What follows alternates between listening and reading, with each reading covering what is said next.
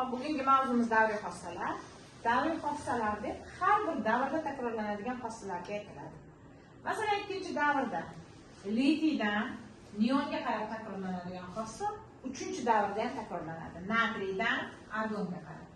4-davrda ham kaliydan kriptonga qarab takrorlanadi. Mana shu davriy xossa bo'ladi. Davriy xossalarni ikkiga bo'lib o'rganamiz. Metallga xos va metal emasga xos bo'lgan xossalar. Metallga xos bo'lgan xossalar metal bilan bir xilda o'zgaradi. Masalan, birinchi guruh litiy, natriy, kaliy, rubidiy, seziy, franciy. Bular metal emasmi? Metallar. 8-guruhda neon, argon, kripton, ksenonlarcha metal emaslar. Demak, davrning boshida metallar joylashgan, oxirida metal emaslar joylashgan. Xo'p, davr bo'ylab litiydan neonga qarab qaysi xossa ortadi? Metal emasligi. Nimaga metal emasligi ortadi? Sababi davrning oxirida nima joylashgan ekan? Metal emas joylashgan. 3-davrda ham natriydan argonga qarab qaysi xossa ortadi?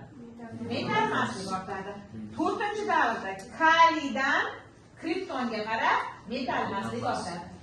Davriy xossa ko'k rangdagi elementlarga tegishli emas. Qo'shimcha guruh elementlari bo'ysunmaydi. Demak, metal emasligi xossasi davr bo'ylab deyiladi. Mana bu tomon chap tomon, bu tomon o'ng tomon. Davrda chapdan o'ngga degani mana bu litiydan qayerga qarab, neonga qarab degani. Biza buni davr bo'ylab deymiz qisqacha. Davr bo'ylab metal emasligi nima qilar ekan? Ortadi. Hamma davrda metal emaslik ortadi. Endi davr bo'ylab ortgan xossa guruh bo'ylab kamayadi. Tushunarli? Guruh bo'ylab, masalan, birinchi guruhda litiydan to Fransiyaga qarab metal emaslik nima qilib borar ekan? Kamayadi. Yoki 7-guruhda kisloroddan to poloniyaga qarab metal emaslik nima qilib boradi? Kamayib boradi. Demak, metal emaslik davr bo'ylab mana bu yerga qaysi belgi qo'yib qo'yaman? Ortadi, guruh bo'ylab kamayadi. Ana endi keyingi xossa metallilik xossasi. Metal davrning boshida joylashgan. Oxirida metal emas joylashgan. Metallilik xususiyati nima qilib boradi? Kamayib boradi. Kamayib boradi. Demak, mana bu yerga nima belgini qo'yaman? Kamayadi belgisini qo'yaman. Demak, davr bo'ylab kamayib borar ekan. Guruh bo'ylab litiyga nisbatan natriy kuchliroq, natriyga nisbatan kaliy, kaliyga nisbatan rubidiy, rubidiyga nisbatan seziy, seziyga nisbatan franciy. Guruh bo'ylab pastga qarab nima qilib boradi? Ortib boradi. Ortadi. Davr bo'ylab kamaygan xossa guruh bo'ylab nima qilib borar ekan? Ortadi. Ortib borar ekan. Tushunarlimi? Demak, metallilik davr bo'ylab kamaydi. Qatdan-qatga chapdan o'ngga qarab kamaydi. Guruh bo'ylab tepadan pastga qarab. Endi sizdan teskarisini so'rayman. Pastdan tepaga qarab metallilik kamaydi. Pastga qarab ortsa, tepaga qarab nima qiladi? Kamaydi. Chapdan o'ngga qarab nima qildi? Chapdan o'ngga qarab kamaydi.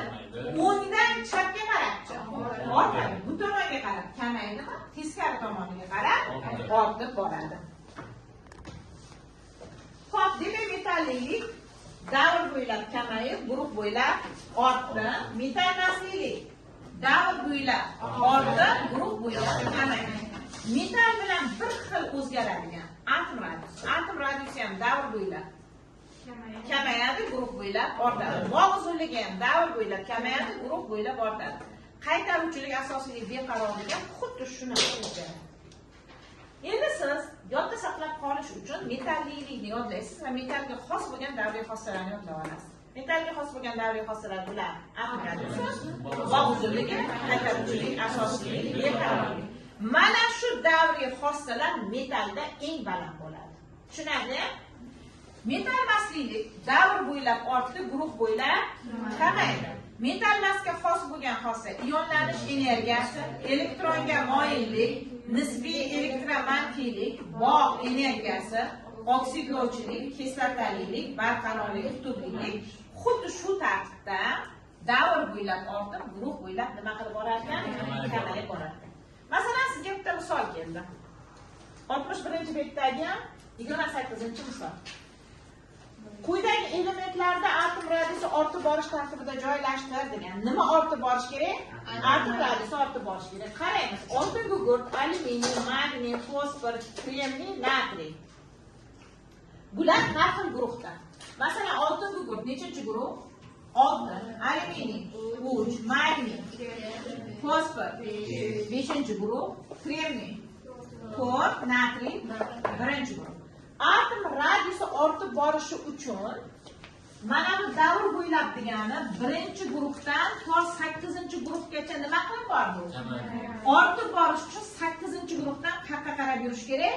1-chi guruhga qarab yurish kerak. Demak, men ortib borish tartibida joylashtirishim kerakmi?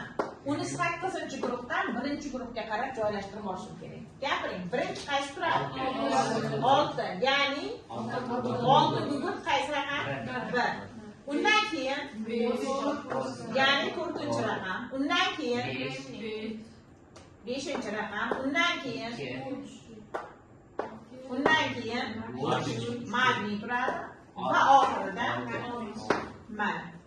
Demak, oltin gugurt, fosfor, kremniy, alyuminiy, magniy, natriy.